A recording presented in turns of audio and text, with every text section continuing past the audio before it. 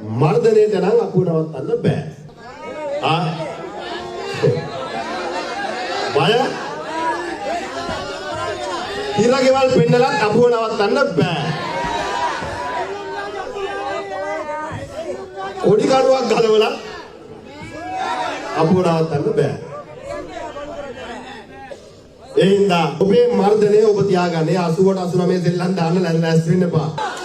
එදා මහින්ද රාජපක්ෂ හිටියාද ඉන්නවා. නාමල් රාජපක්ෂ. අය 80ට 89 සෙල්ලම් දාන්න ලැස්ති වෙන්න එපා ඒ වගේ කාලේ. මේ අද අලුත් પરම්පරාවක්. වෙනස් දේශපාලන සංස්කෘතියක්. ඒ හින්දා ඔය 80ට 89 සෙල්ලම් මතක් කළා මේ අපේ අන්න මම වචන කියන්නේ නැහැ. මොකද මම තාත්තා කියලා කියන්න බෑ කියලා. එහෙනම් මම කියන්නේ නැහැ. එහෙනම් ඒව තියාගෙන ලෑස්ති වෙන්න එපා. හැබැයි ඔබ හොරු අල්ලන්න. ඒ හොරු අල්ලන කන්ටේනර් 320 පණ්ඩප එකවත් අල්ලගන්න. අර කොඩු කන්ටේනර් දෙක වරාය පණ්ඩප කෙනාවත් අල්ලන්න. ඒ තවඩොට් කරේ. ගල්ලඟුරු ගෙනාපු කෙනාවත් අල්ලන්න. කැම්ප් 1700 ගෙන කෙනාවත් අල්ලන්න. පිටරේ හාල් ගෙන කෙනාවත් අල්ලන්න. ඔයද? ජනාධිපතිතුමා චොපර් එකේ යන්න ඕනේ. මම ඒකට බයින්නේ නැහැ. මොකද එයා යන්නේ නැහැ කියලා අපි මොනව කරන්නද?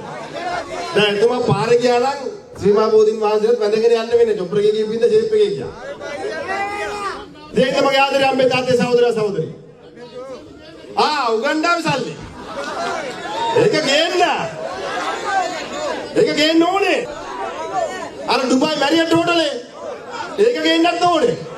ඒ හින්දා අපි ගෞරවයෙන් ආණ්ඩුවෙන් ඉල්ලන්නේ. අපි ගෞරවයෙන් ආණ්ඩුවෙන් ඉල්ලන්නේ. පොරුව නවත්තන්න. රැවටිල්ල නවත්තන්න. මර්ධනය නවත්තන්න. ඔබ මේ රටේ ජනතාවට පොරොන්දුවක් වුණා. ඔබ මේ රටේ ජනතාවට පොරොන්දුවක් වුණා. ඒ පොරොන්දු ඉටු කරන්න.